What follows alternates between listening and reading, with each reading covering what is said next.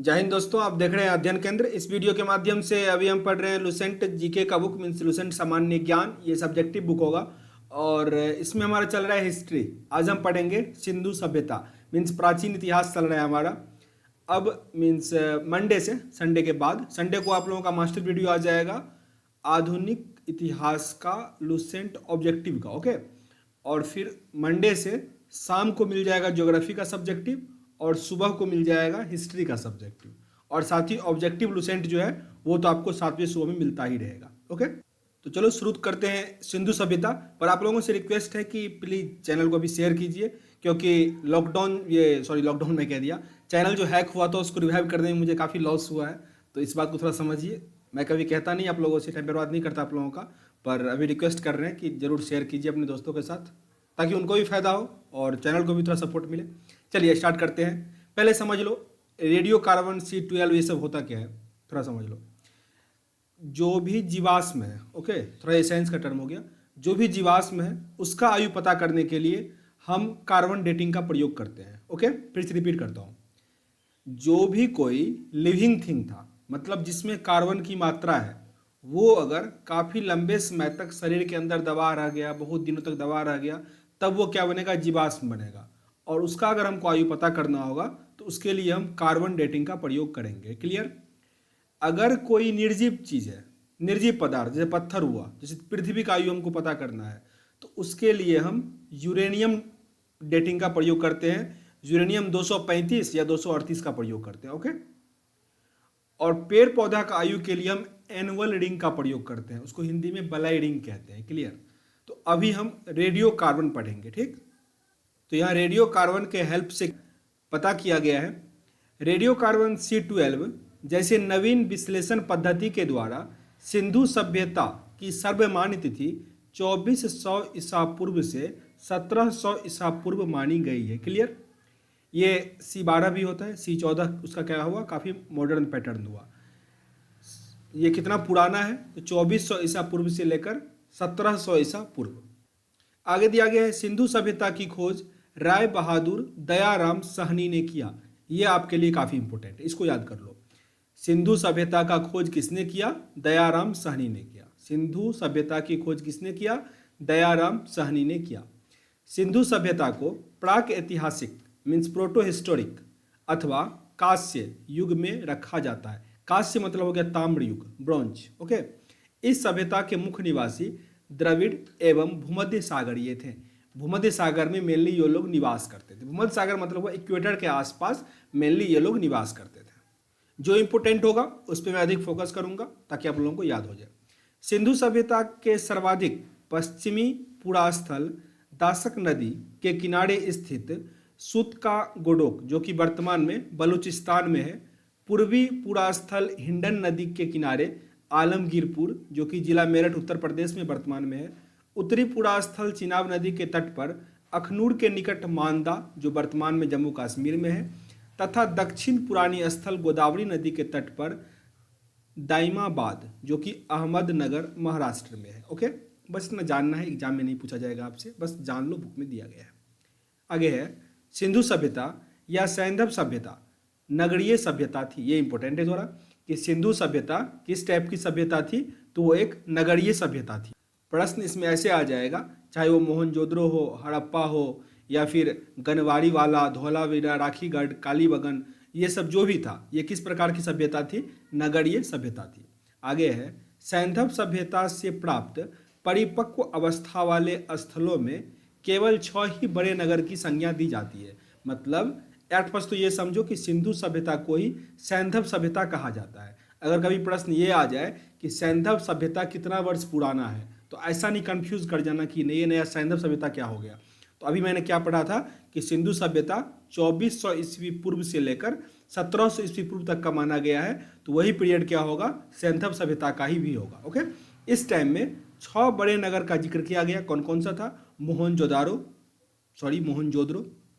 हड़प्पा, गनवाड़ी वाला, धोलावीरा, राखीगढ़ी और कालीबंगन।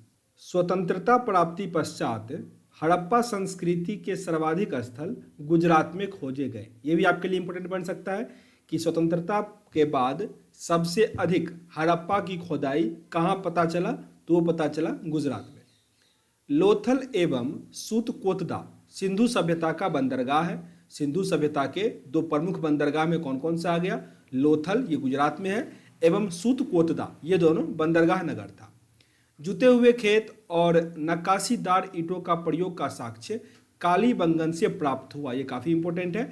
नक्काशीदार ईंट नहीं पूछा जाएगा आपसे, जुता हुआ खेत पूछा जाएगा। ओके, तो इसको याद रखो, जुता हुआ खेत और नक्काशीदार ईंट का प्रयोग मीन्स कहाँ से मिला साक्ष्य, तो वो मिला कालीबंगन से। कालीबंगन से, बार बार रिपीट कर रहा हूँ, इसको नहीं भूलना।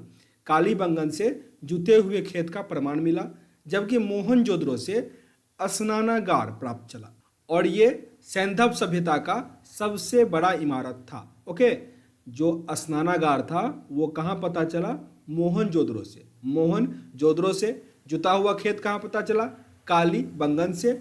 और लोथल और सूतकोतदा क्या था, ये बंदरगाह था। अब यहाँ कुछ बॉक्स में फैक्ट दिया गया है, ये आपको पढ़ना होगा क्योंकि ये काफी इंपॉर्टेंट होता है। यहाँ पे लिखा गया है सिंधु काल में विदेशी व्यापार क्या सब था। ओके, कौन कौन से प्रदेश में व्यापार होता था, तो तांबा के लिए खेतरी पहले भी फेमस था, आज भी फेमस है। खेतरी बलूचिस्तान और ओमान। चांदी के लिए व्यापार होता था अफगानिस्तान, ईरान। सोना का होता था कर्नाटक, अफगानिस्तान, ईरान। टीन के लिए अफगानिस्तान, ईरान। गोमेद स्वराष्ट्र। लाजवर्थ के लिए मेसोपोटामिया। सीसा के लिए ईरान। ओके, यहाँ पे बस तांबा, थोड़ा बहुत चांदी का याद रख लो, सोना का, इस तीनों का याद रख लो काफ़ी है। हालांकि तांबा ही अधिक पूछा जाता है क्योंकि खेतरी काफ़ी फेमस है। ओके, आगे है हमारा मोहनजोदड़ो से प्राप्त बृहद स्नानागार एक प्रमुख स्मारक है, जिसके मध्य स्थित स्नान कुंड जो है वो 11.88 मीटर लंबा और 7 मीटर चौड़ा एवं 2 मीटर गहरा है। ये आपको एग्जैक्ट नहीं याद रखना है, ये आपसे पूछा भी नहीं जाएगा, बस 12, 7 और 2 के आसपास का याद रखो। इतना के आसपास का इसका लंबाई, चौड़ाई और गहराई था। पर ये जरूर याद रखना कि बृहद स्नानागार कहाँ पे था, मोहनजोदड़ो में था। अग्निकुंड लोथल एवं कालीबंगन से प्राप्त हुआ, काफी इंपॉर्टेंट है कि अग्निकुंड कहाँ से प्राप्त हुआ, तो लोथल एवं कालीबंगन से। फिर रिपीट करता हूं, लोथल क्या था, एक बंदरगाह था। आगे है हमारा मोहनजोदड़ो से प्राप्त एक सील पर 3 मुख वाले देवता, कौन कौन से, पशुपतिनाथ की मूर्ति मिली। इस पशुपतिनाथ को 3 मुख होता था। ओके, इसीलिए इनको 3 मुख का देवता भी कहा जाता था। इसके चारों ओर हाथी, गैंडा, चीता, भैंसा विराजमान था।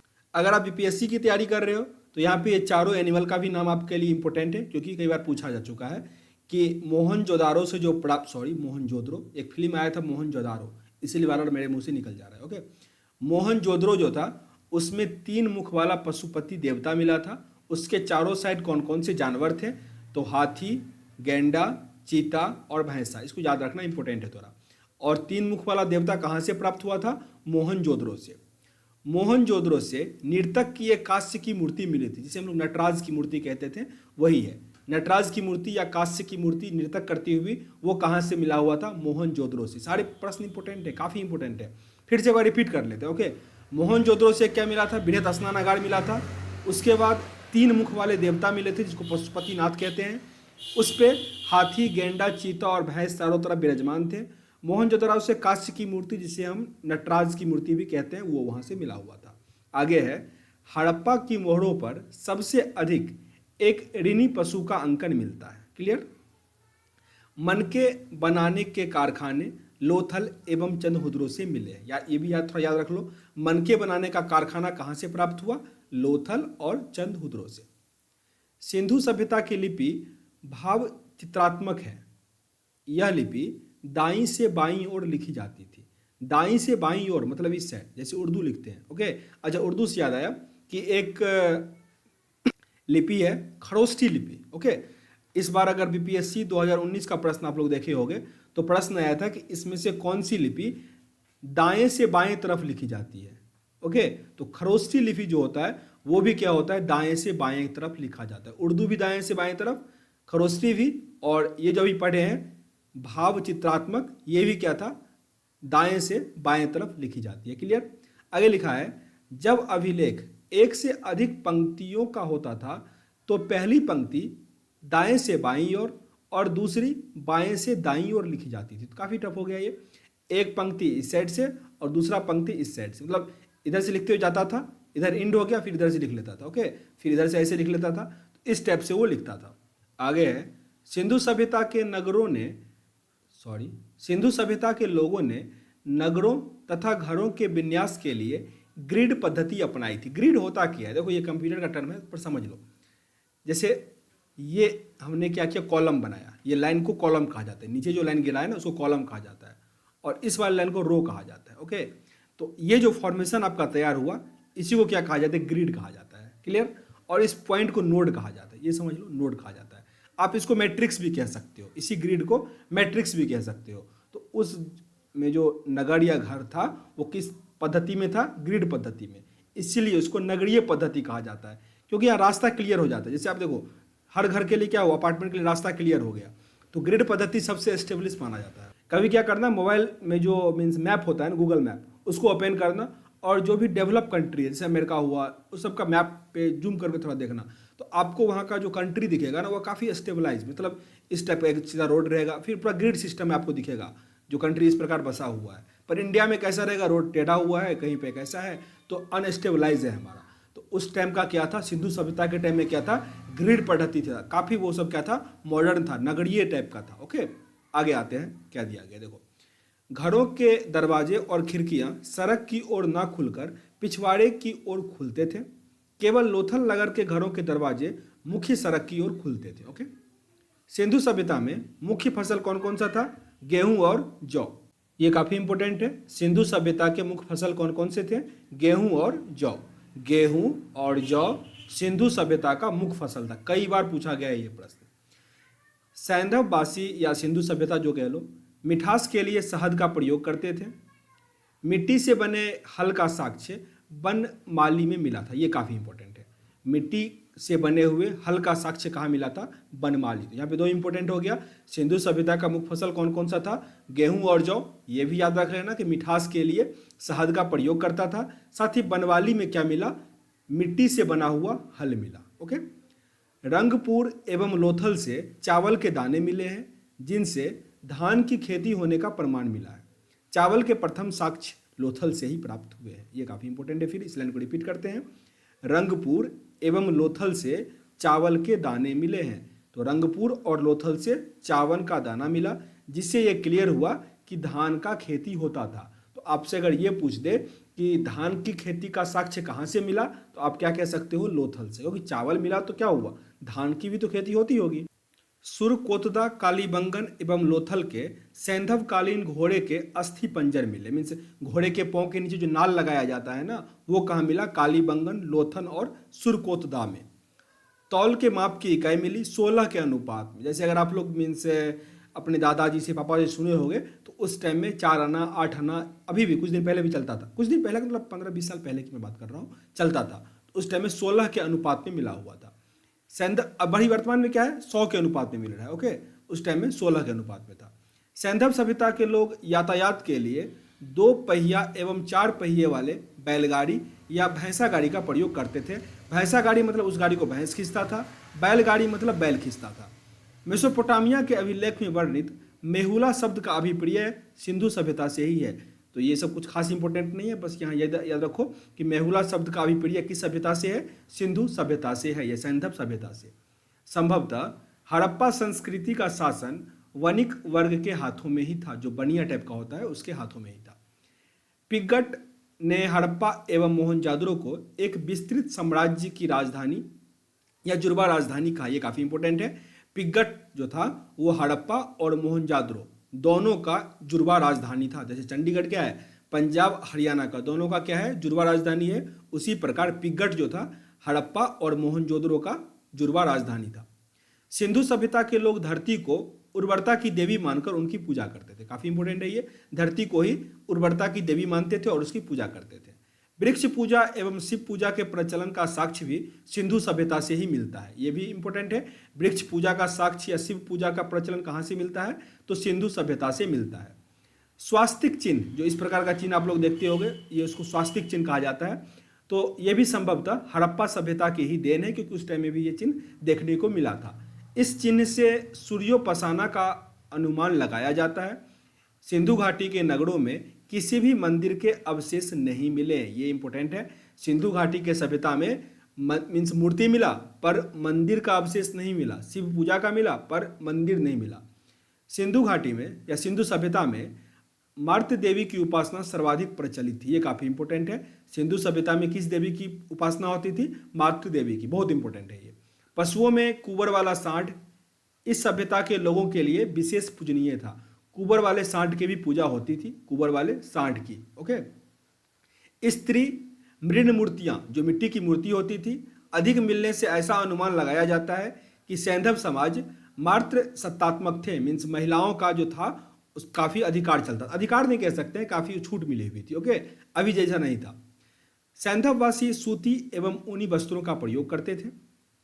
मनोरंजन के लिए सैंधववासी मछली पकड़ना, शिकार करना, पशु पक्षी को आपस में लड़ाना, चौपर और पासा खेलना आदि साधनों का प्रयोग करते थे। क्लियर? फिर से रिपीट कर लेते हैं। मनोरंजन के लिए क्या सब करते थे?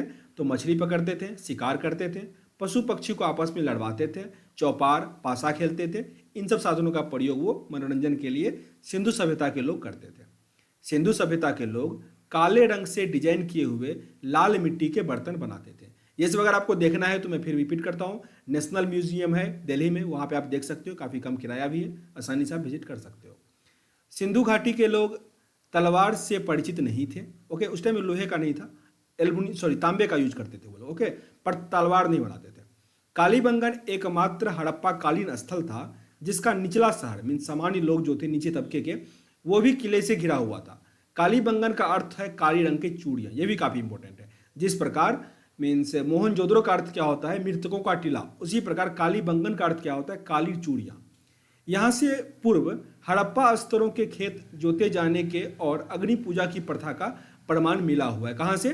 तो कालीबंगन से ही या हड़प्पा से ही क्या मिला है? अग्नि पूजा का प्रमाण भी मिला है कि अग्नि का पूजा किया जाता था। पर्दा प्रथा या वैश्यावृत्ति सैंधव सभ्यता में प्रचलित थी, उस टाइम में भी ये सब होता था। शवों को जलाने के लिए एवं गाड़ने यानी दोनों प्रथाएं प्रचलित थी। शवों को जलाया भी जाता था और गाड़ा भी जाता था। हड़प्पा में शवों को दफनाने जबकि मोहनजोदड़ो में जलाने की प्रथा थी। हड़प्पा जो नगर था उसमें सबको दफनाया जाता था और मोहनजोदड़ो में ये जलाया जाता था। लोथल एवं कालीबंगन में युग्म समाधियां मिली है।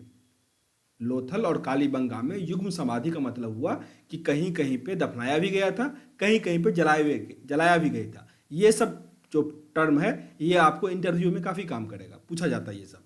सैंधव सभ्यता के विनाश का संभवतः सबसे प्रभावी कारण बाढ़ था। ओके, जो विनाश हुआ सैंधव सभ्यता का, उसका मेन कारण क्या कहा जाता है? बाढ़ कहा जाता है। ये मैं इसलिए कहा काफ़ी इंपॉर्टेंट है, मैं 2014 की बात कर रहा हूँ। 2014 में एक मीन्स मध्य प्रदेश का एग्जाम था। ओके, फॉरेस्ट डिपार्टमेंट का रेंजर का था, तो उसमें मेरे से ये प्रश्न पूछा गया था। क्लियर? कि मीन्स हड़प्पा में कहाँ पे दफनाने का ये था, तो इस टाइप के प्रश्न एग्जाम में पूछे जाते हैं। आगे दिया गया है, आग में पकी हुई मिट्टी को टेराकोटा भी कहा जाता था। आग में पकी हुई मिट्टी को टेराकोटा कहा जाता था। अब यहाँ पे कुछ मीन्स मुख्य स्थल है और जो मेन नदी है और उसका खोज कौन किया। हालांकि आपको बस नदी याद रख लो और वर्तमान में वो कहाँ है वो याद रख लो, और कुछ इंपॉर्टेंट जो खोज करते हैं उनका नाम याद रखना, मैं रिपीट कर दूंगा उसको, बस कुछ ही जानना है आपको। हड़प्पा का तो इंपॉर्टेंट ही, हड़प्पा रावी नदी के तट पर है और इसके खोजकर्ता कौन है? दयाराम साहनी। ओके, और माधव स्वरूप वत्स, ये 1921 में खोजा गया, काफ़ी इंपॉर्टेंट है। और पाकिस्तान का मट्टुगोड़िया जिला में है, बस आप याद रखो ये पाकिस्तान में। क्लियर? मोहनजोदड़ो सिंधु नदी के तट पर है, रखालदास बनर्जी इसके खोजकर्ता हैं। चंदहुद्रो सिंधु नदी के तट पर है। कालीबंगन घंघर नदी के तट पर। कोटदीजी ये सिंधु नदी के तट पर। रंगपुर मादर नदी के तट पर। रोपड़ सतलज। लोथल भोगवा। आलमगीरपुर हिंडन। सुतकगोडोर दस्क। बनमाली रंगोई और धोलावीरा भी रंगोई के तट पे ही था। ओके, तो यहाँ पे आपको बस इतना, कालीबंगा तक याद रखो, काफी है आपका। ओके, हड़प्पा रावी नदी के तट पर, मोहनजोदड़ो सिंधु, चंदहुद्रो सिंधु, कालीबंगा घाघर, इतना सबका काम चल जाएगा, इससे अधिक पूछा नहीं जाएगा। रोपड़ सतलज रोपड़ सतलज याद रख लो और लोथल भी भोगवा। ओके, इतना काफी है आपके लिए। तो ये आपका एंड हुआ। आगे जो हमारा है वो है वैदिक सभ्यता, वो हम अगले वीडियो में पढ़ेंगे। सेशन अगर अच्छा लग रहा हो तो फिर से रिक्वेस्ट कर रहा हूँ आप लोगों से, जितना हो सके शेयर करो, क्योंकि आप जितना फास्ट शेयर करोगे, मीन जितना स्ट्रगल करोगे, मेहनत करोगे, मैं आपसे दुगुना करूँगा। ओके, काफ़ी अधिक वीडियो भी ला के दे दूंगा आप लोगों को। तो मिलते हैं नेक्स्ट वीडियो में, तब तक के लिए जय हिंद।